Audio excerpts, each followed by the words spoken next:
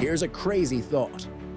What if some of the modern inventions we're so proud of, computers, electricity, even advanced surgery, aren't modern at all? What if human beings thousands of years ago had already cracked these secrets, only to have them vanish? I'm not saying aliens. I'm not saying magic. I'm saying human ingenuity lost, buried, forgotten, and rediscovered centuries later. In this video, we're going to unravel 3 mind-bending examples of ancient lost tech. Inventions that prove our ancestors weren't just primitive survivors. They were innovators, engineers, and problem solvers with brains that worked just like ours. And if you stick with me to the end, I promise you'll never look at ancient history the same way again. Let's start with one of my absolute favorites, the Antikythera mechanism.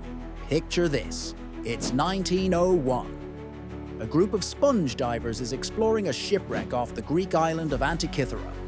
They expect pottery, maybe some coins. Instead, they drag up this crusty hunk of corroded bronze. At first glance, it looks like nothing, just scrap. But decades later, when scientists begin X-raying it with modern technology, jaws hit the floor. Inside that lump of metal, a precise arrangement of bronze gears, dials, and inscriptions. A mechanism so intricate, it's been called the world's first computer. This device, built around 100 BC, could predict eclipses, track planetary positions, and even mark the dates of the ancient Olympic Games. You could literally turn a crank and simulate the cosmos. Here's what blows my mind. It had over 30 interlocking gears, some with teeth smaller than a millimeter. That level of precision wouldn't be seen again in Europe until the 14th century. We're talking over 1,000 years later. Imagine you're an ancient Greek astronomer. You pull out this device at a dinner party, spin the gears, and predict an eclipse 2 years away. People would think you had a direct line to the gods. But the real question is, who made it? We don't have the name of the engineer. We don't know if it was one genius or a workshop. But think about it.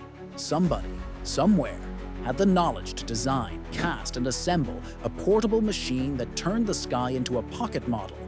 And then, poof, that knowledge disappeared. Historians believe there may have been more devices like it, but none have survived. The shipwreck at Antikythera might have been carrying multiple treasures, lost to the sea. And here's the emotional gut punch. For 1,500 years after, people were staring at the stars, wondering, inventing, but never quite matching that brilliance. Humanity had a glimpse of the future, and then we hit the reset button. So I'll ask you, if the Antikythera mechanism had been mass-produced, if its technology had spread, would the Industrial Revolution have happened 1,000 years earlier? Could we have had telescopes, engines, maybe even space travel in the Middle Ages? Next up, what might be the first battery in history? The Baghdad battery. Flashback to the 1930s. Archaeologists digging near Baghdad uncover clay jars about the size of a fist. Each one is sealed with asphalt. Inside, a copper cylinder and an iron rod. Now, if you're a modern tinkerer, you recognize the setup. Add an acidic liquid vinegar, grape juice, even lemon juice, and suddenly you've got voltage. These jars date back to roughly 200 BC. That's more than 1,800 years before Benjamin Franklin flew his kite. The big mystery is, what were they for? Some scientists think they were used for electroplating, a process of coating objects in thin layers of gold or silver. Imagine an artisan dipping a drab statue into a solution and pulling it out, glowing like treasure. Others think they could have been used in rituals, maybe shocking participants to create a sense of awe. Think about it. If you'd never felt electricity before, even a tiny jolt would feel like divine power. Still others say they weren't batteries at all, just storage jars that happen to look like electrical devices. But here's the kicker. When modern researchers built replicas, they worked. They generated current. Not a lot, maybe 1 volt, but enough to prove the concept. And here's where it gets human. Imagine a Mesopotamian craftsman showing his apprentice. Watch this. The apprentice pours sour wine into the jar, touches the rod, and zap. He yelps. He laughs nervously. He thinks it's magic. The master smiles, but doesn't explain. Some secrets are worth keeping. So let me throw this to you. If you had access to a working battery in 200 BC, what would you do with it? Power a flashlight? Build a crude radio? Hook it up to a prank machine to shock your friends? Drop your answer in the comments. I want to see your creativity. But here's the haunting part. This technology never spread. It wasn't scaled up. Nobody strung wires across cities. Nobody built dynamos. The jars were buried, forgotten, dismissed as curiosities until the 20th century. Which makes you wonder, how many times has humanity stumbled on something revolutionary and then lost it because the timing wasn't right? Now let's go from gears and batteries to something far more personal, surgery. Specifically, trepanation, the act of drilling holes into a human skull. Sounds like torture, right? But here's the insane part. People survived. Archaeologists have found skulls from Peru, from Africa, from Europe, some more than 7,000 years old, with neatly drilled holes, and evidence of bone healing afterward. That means patients lived long after the procedure. Why did they do it? Probably to relieve pressure from head injuries, seizures, or migraines. In other words, brain surgery, thousands of years before MRIs or anesthesia. And here's a jaw-dropping fact. In some ancient cultures, the survival rate was actually higher than surgeries performed during the American Civil War.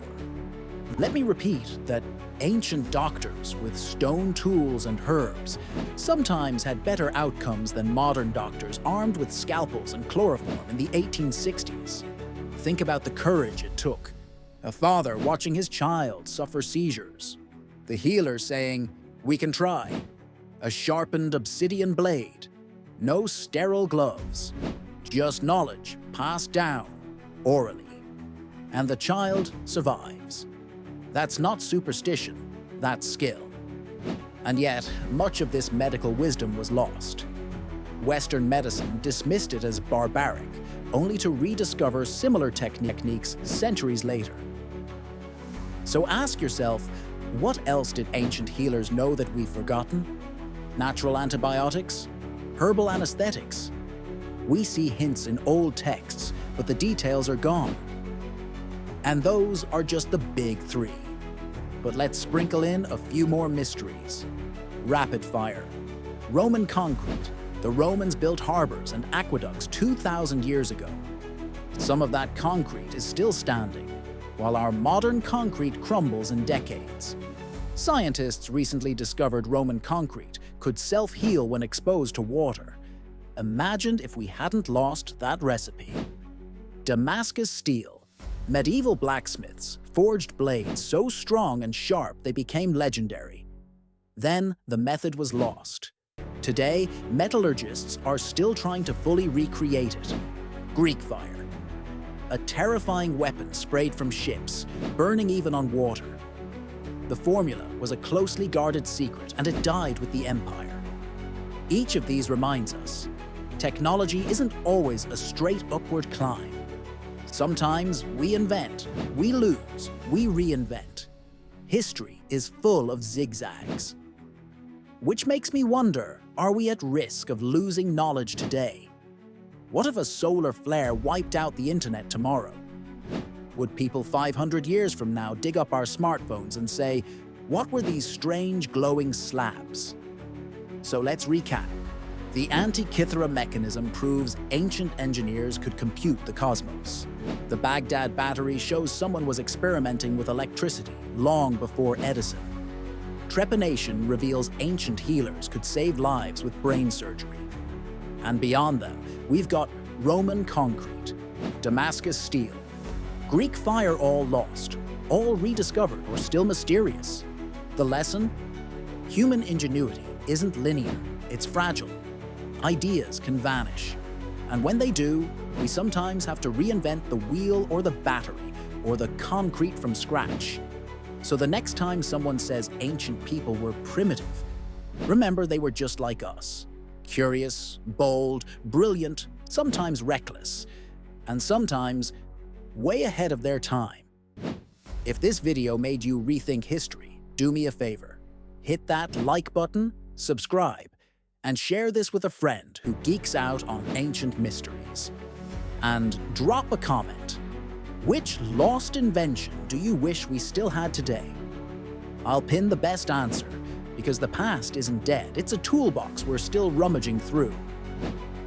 And the more we uncover, the more we realize the future might just be buried in the past. Thanks for watching. Stay curious